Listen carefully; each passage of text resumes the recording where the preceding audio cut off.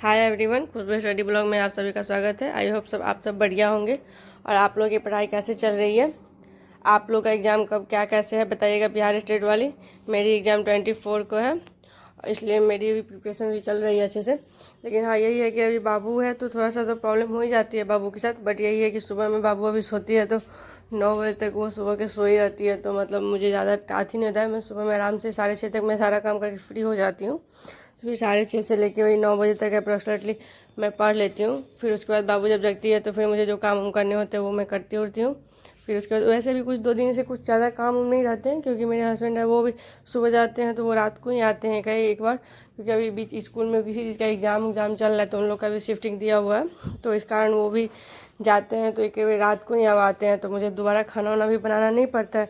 सुबह जो मैं नाश्ता बनाती हूँ वही बनाई रह जाती हूँ, अपने लिए भी थोड़ा सा एक्स्ट्रा बना लेती हूँ कि वही सुबह में खाऊँ। बस बाबू के लिए थोड़ा सा दिन में वही खिचड़ी बनाना पड़ता है और कुछ थोड़ा मोड़ा रहता है जो मतलब फिर भी बाबू है तो थोड़ा बहुत ना करते बहुत सारा काम हो ही जाता है।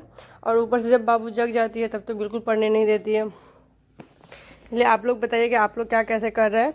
अभी मैं पर डे अभी एक सेट सॉल्व करती हूँ। मैंने टेक्स्ट बुक से कम कितने 10 सेट दिए हुए हैं, मतलब बिहार स्टेट के एग्जाम के। तो मैं वही 10 सेट है तो मैं पर डे एक 10 से 11 सेट है तो मैं पर डे वही एक सेट सॉल्व करती हूँ। मैंने स्टार्टिंग में नहीं किए थे, बस मैंने 2 से 3 प्रीवियस ईयर क्वेश्चन लगाए हुए थे, क्योंकि इसका ऑफलाइन सेट तो मिलता नहीं है, बस ऑनलाइन ही सेट मिलता है।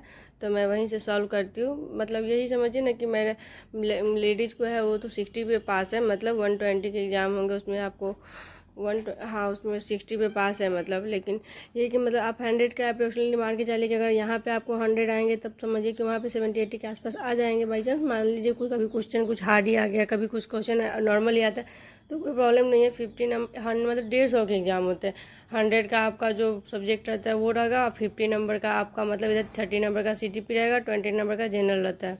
तो मतलब जो भी आप करो उसमें आराम से अच्छा से हो जाता है। लेकिन बढ़िया है कि आराम से हो जाती है। मेरा मैथ है तो मतलब थोड़ा सा यही कि फार्मूला याद करने रहते हैं, थोड़ा फार्मूला कभी कभी मैं मिस कर जाती हूँ। बाबू है मतलब माइंड में कभी छूट गया या मतलब कभी जल्दी जल्दी में बनाई, कभी कोई टॉपिक ही भूल गई मतलब तभी मुझे।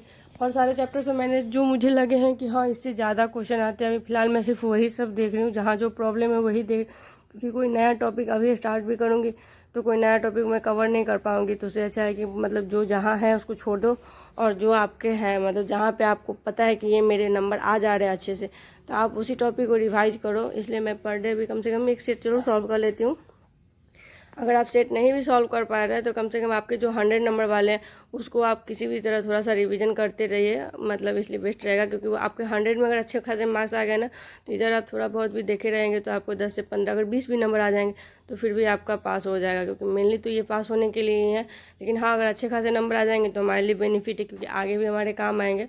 तो इसलिए मतलब समझिए कि अच्छा हो रहा है। अभी वही मैं सुबह में मतलब मानिए ना 2 से 3 ढाई घंटा मैं सुबह में पढ़ पाती हूँ, और शाम के समय समझिए कि वही थोड़ा सा बाबू के साथ थोड़ा खेलती उलती हूँ। मतलब फिर दोपहर के टाइम में मतलब वही 1-2 घंटा बाबू टाइम सोती होती है तो भी मुझे कुछ काम उम नहीं रहते हैं करने, तो मैं वही 1-1.5 घंटा 2 घंटा के आसपास पढ़ लेती हूँ। तो मतलब पूरा लगा के मान ली। लेकिन यही है कि वो सुबह में इतना लेट सो जाती है ना, लेट तक सोती है तो रात में वो सोती ही नहीं जल्दी। रात में पर डे समझिए मतलब 12 बजा ही देती है फिक्स, 11:30 पौने 12 तो उसका नॉर्मल है। आई होप आप लोग को हमारी वीडियो अच्छी लगती हो, आप लोग भी अपना एग्ज़ाम अच्छे से दीजिए। Thank you everyone.